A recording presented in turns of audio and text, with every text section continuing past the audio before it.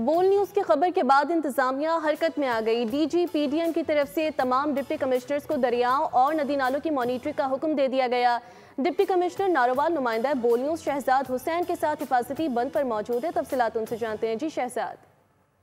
नारोवाल, जफरवाल, शकरगढ़, करतारपुर और गिरदोनवा में कहीं हल्की तो कहीं तेज बारिश का सिलसिला जो है वो वक्फे से जारी है। पंजाब डिजास्टर मैनेजमेंट अथॉरिटी की तरफ से अलर्ट जारी किया गया है कि नदी नालों और दरियाओं में तुगयानी पैदा हो सकती है और शराबी सूरत हाल पैदा हो सकती है। इस वक्त डिप्टी कमिश्नर नारोवाल सैयद हसन रजा मेरे साथ मौजूद हैं कि हुकूमत पंजाब की हिदायत के मुताबिक मैं डिप्टी कमिश्नर नारोवाल और मेरे जितने भी असिस्टेंट कमिश्नर्स हैं वो जो मुतलका बंद हैं और नदी नाले उनका विजिट कर रहे हैं।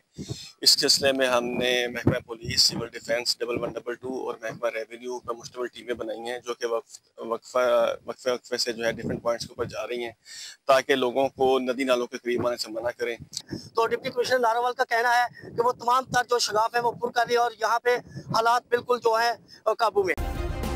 सब्सक्राइब करें और बेल दबाएं ताकि कोई खबर रह न जाए।